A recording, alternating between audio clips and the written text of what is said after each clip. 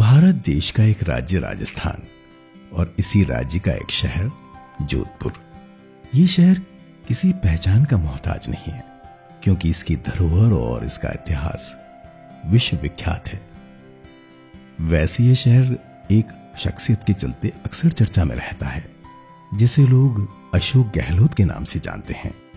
वो व्यक्तित्व जिसने अपने दृढ़ संकल्प और मानवतावादी व्यवहार के चलते इस राज्य के राजनीतिक परिवेश में न सिर्फ एक अलग मुकाम हासिल किया, बल्कि ये भी बता दिया कि एक आम आदमी भी सपने देख सकता है और वो असाधारण व्यक्तित्व बन सकता है। अशोक गहलोत का जन्म जोधपुर शहर के महामंदिर इलाके की इन सकरी गलियों में बने इस छोटे से मकान में 3 मई 1951 को हुआ था। घर के इस आंगन में चहल पहल करते इस नन्हे बालक के बढ़ते कदमों ने मानो उस उक्ति को सही साबित कर दिया कि पूत के पांव पालने में ही दिखते हैं। बचपन से ही पढ़ाई के साथ साथ वो अक्सर भविष्य की नई नई कल्पनाओं के चिंतन में खो जाते थे। बचपन में जिन दोस्तों के साथ वो खेले और बड़े हुए, वो मित्र आज भी मानते हैं कि जन सेवा करने का संकल्प तो मानो उन्होंने बचपन में ही ले लिया था। अशोक जी के पिताजी बाबू लक्ष्मण सिंह जी महामंदिर के 3-4 बार पार्षद रहे हुए हैं। वह जोधपुर नगर पालिका के भी 3 बार अध्यक्ष बने हुए हैं। तो अशोक जी देखते थे कि अपने पिताजी के पास में जनता अपनी समस्या लेकर के आती थी। अशोक जी के पिताजी बहुत धैर्यपूर्वक उनकी समस्या सुनते थे, उनके समस्याओं का निराकरण करते थे। उसका असर अशोक जी के ऊपर पड़ा। अशोक गहलोत ने बचपन की शिक्षा पास के ही जैन स्कूल से और बाद में सुमेर हाई स्कूल से प्राप्त की। अपने विद्यार्थी जीवन में वो अक्सर बिजली, विज्ञान, पानी आदि समस्याओं पर ही बोलते नजर आते। उनकी बातें भी हमेशा विकास और परिवर्तन के इर्द गिर्द ही रहती थी।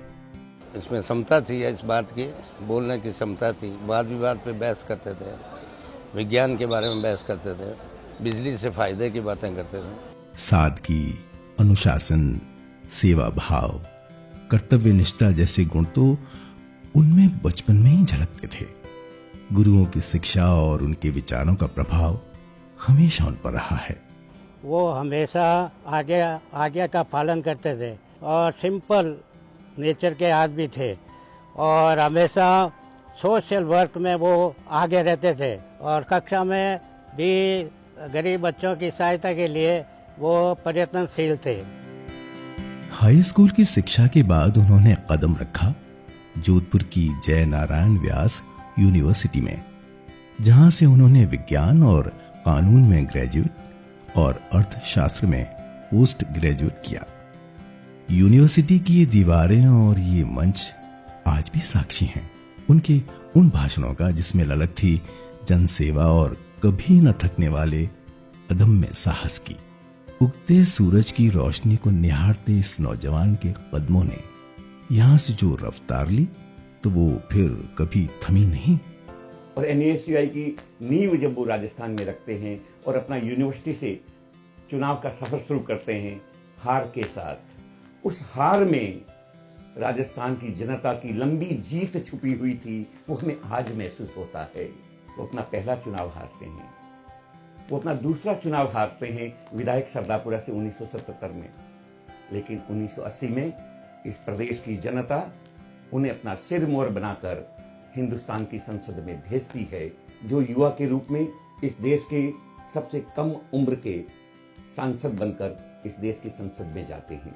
34 वर्ष की उम्र में वे राजस्थान प्रदेश कांग्रेस कमेटी के अध्यक्ष बनते हैं।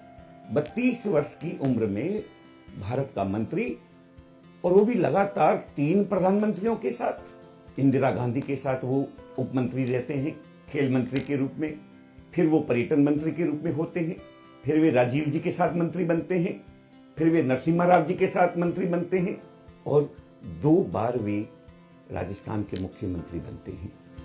उनका राजनीतिक और निजी जीवन उन उदाहरणों से भरा पड़ा है जिसमें उनका संघर्ष, त्याग, संवेदना और सादगी जैसे पहलू दिखाई देते हैं। अपने निजी और सार्वजनिक जीवन में उन्होंने अपने परिवार से ज्यादा राजस्थान के लोगों को ही प्राथमिकता दी। उन्हें सुबह शाम बस इस प्रदेश की जनता और उनके लिए कुछ कर गुजरने की चाह रहती है। यही कारण है कि वो अपने परिवार के सदस्यों को बिल्कुल समय नहीं दे पाते। उनके लिए पूरा राजस्थान ही मानो उनका परिवार है। घर वालों से तो ज्यादा जनता को ही मानते हैं, वो कभी टाइम दिए ही नहीं परिवार के लिए। तो उनके शुरू से ही यही इच्छा थी कि मैं राजस्थान को मुझे ऊंचा उठाना।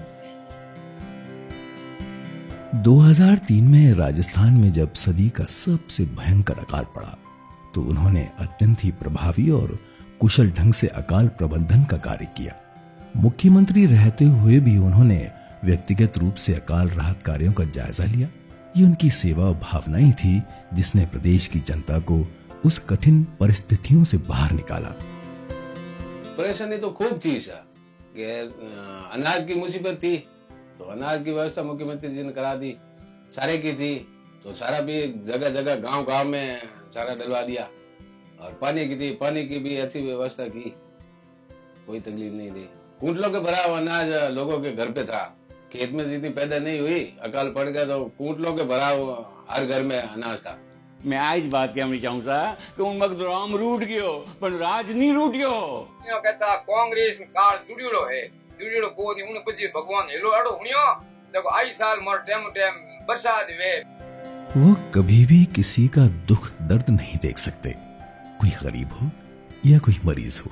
उनके मन में इन सबके लिए हमेशा सेवा करने की भावना रहती है। हर वर्ग के लोग शिक्षित हों, यही उनका प्रयास रहता है। बात उनके द्वारा स्थापित की गई भारत सेवा संस्थान की हो या Rajiv Gandhi memorial book bank की, ये वो प्रयास हैं जो आज अन्य राजनेताओं के लिए अनुकरणीय हैं। जो एक सेल्फ स्टडी सेंटर की या एक एजुकेशनल प्लेस की जो कमी थी उसको काफ़ी हद तक इस लाइब्रेरी ने पूरा करा है। हर साल यहाँ पर जो आईएएस में भी यहाँ का रिप्रेजेंटेशन काफ़ी अच्छा रहता है। हर साल 3-4 स्टूडेंट यहाँ पर आईएएस से सिलेक्ट होते हैं। वो कितने संवेदनशील हैं, इसका अनुमान इस बात से ही लगाया जा सकता है कि दिवाली होली जैसे त्योहार पर भी वो कुष्ठ रोगियों के साथ मनाते हैं। मैं करीब 30 साल से देखता हूँ और कुष्ठ रोगियों की अच्छी तरह से सेवा करते हैं। और परोना कुष्ठ रोगी बोलते हैं कि कहा तो गांधी जी ने करी और यह अशोक जी ने करे। सादगीपूर्ण जीवन जीने वाले अशोक गहलोत ने अपने जीवन में कभी भी फिजूल खर्ची को बढ़ावा नहीं दिया।